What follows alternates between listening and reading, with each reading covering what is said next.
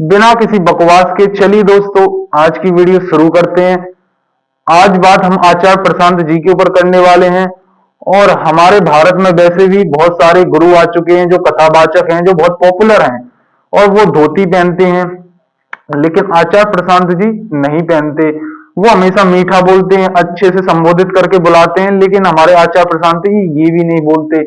ऐसा आप ही लोग कहते हैं और आप कहते हैं कि वो बिजनेस करने आए हैं, वो अपना जो भी एप्लीकेशन है, जो अपनी किताबें हैं वो बेचने आए हैं। और आप लोगों के हिसाब से ज्ञान मुफ्त में बांटा जाना चाहिए। और जिनकी आप सुनते हैं वो सारी कथाएं, वो सारे पुराण सब पढ़कर आपको सुनाते हैं, लेकिन आचार्य प्रशांत जी हर चीज को वैज्ञानिक तौर से क्यों बताते हैं, वो धर्म में विज्ञान को क्यों लगाते हैं, आज इसी के ऊपर बात करेंगे हम। और दोस्तों पीछे से थोड़ा शोर आ रहा हो तो इग्नोर करना। तो दोस्तों अब मुद्दे पर हम बात करते हैं कि सबसे पहले लोग कहते हैं कि वो कड़वा बोलते हैं, लेकिन दोस्तों आप देखिए जितने भी आज तक गुरु हैं वो बहुत मीठा बोलते हैं, लेकिन मीठा बोलने से क्या बात सच हो जाती है? और आप लोगों को आदत क्यों पड़ चुकी है मीठा सुनने की? मुझे बताइए, आपको मीठा सुनना अच्छा लगता है? पहले आप खुद सोच के देखिए। अगर मैं आपसे कोई भी आपकी बुराइयां या आपके अंदर से कमजोरी निकालूं तो आपको मैं कैसे बोलूंगा? आपको क्या बहुत अच्छे से बोलूंगा? या आप बच्चे की तरह ट्रीट क्यों करवाते हो अपने आप को? आपको क्या आप कोई छोटे बच्चे हो? वो आपको समझा रहे हैं, जब तक आपके दिमाग में बात कैसे जाएगी? तो गुस्सा में इंसान बोलता है क्योंकि उसके साथ भी वो हुआ है, तो वो गुस्से में बोल देता है। तो ये कटु वचन हमेशा कभी कभी मीठे निकल जाते हैं। जैसे नीम, समझते हो ना नीम कितनी इलाज में काम आती है, वैसे ही आचार्य प्रशांत जी।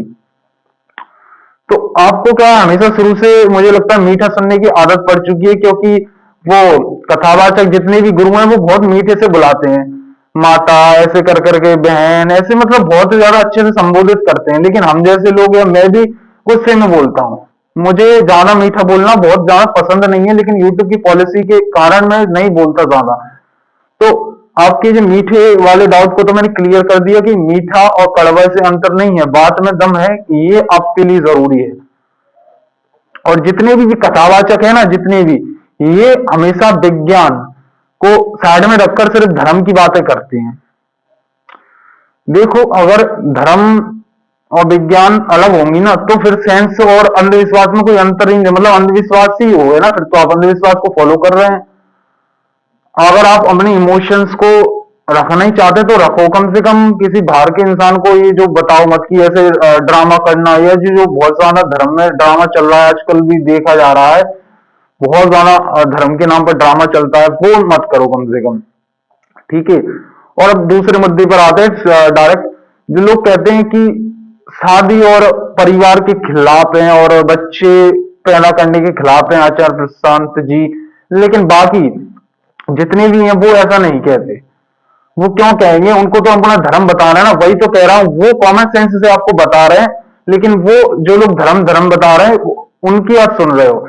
और पता है आचार्य प्रशांत जी ने उसकी व्याख्या भी बड़े अच्छे से समझी और करी है। मैं जानता हूं उनकी, मुझे एक बात कभी समझ में नहीं आई कि वो हमेशा धर्म को विज्ञान से क्यों जोड़ते हैं, हमेशा बताते हैं। मुझे ऐसा लगता है शायद आपको समझ में आए, इसी वजह से वो ऐसा बताते हैं, आपको समझ में आ जाए। नहीं तो आप, अगर कोई आपको डायरेक्ट कड़वा सच बता देगा तो आप नहीं समझोगे, आप नहीं झेल पाओगे, समझ रहे हो ना? इसलिए वो धर्म को मिक्स करके विज्ञान के साथ आपको बताते हैं, मतलब लेप पोत कर ऊपर से बताते हैं। ये चीज मुझे थोड़ी वो लगती है, लेकिन इंडिया के हिसाब से ठीक ही है मेरे ख्याल से।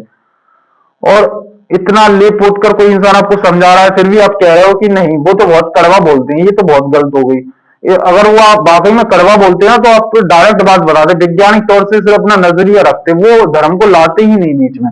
जैसे मैं जाना लाना ही नहीं चाहता धर्म को, क्योंकि धर्म को जब मैं लाऊंगा तो कई लोग फिर मेरे खिलाफ कुछ भी कर सकते हैं, क्योंकि धार्मिक मुद्दा ऐसा ही होता है भारत में। आपको पता है कि धर्म के खिलाफ तो कोई बात ही नहीं कर सकता ज्यादा।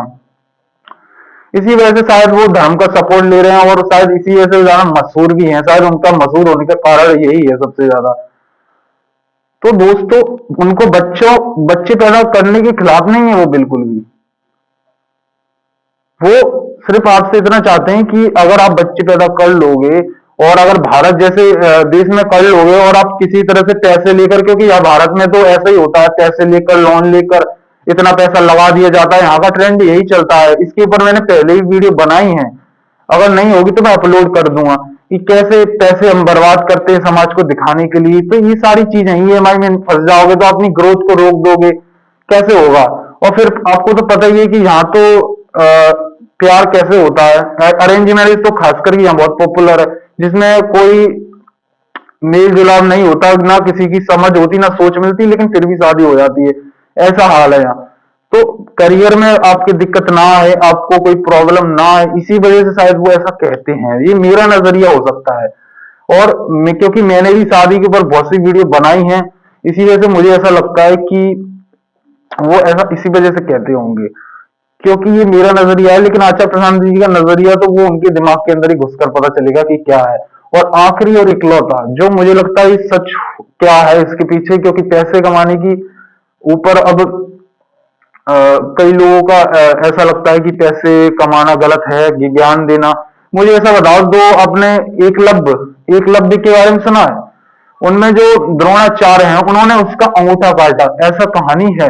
मुझे ऐसा लगता है कि पुराने जितने भी हमारे जो गुरु रहे हैं, जितने भी आपकी कथाओं में देखे गए हैं, वो भी बहुत लालची थे। आप देख लीजिए, उस समय के राजा लोग उनको पुरस्कार देते थे अगर वो मशहूर हो जाते थे।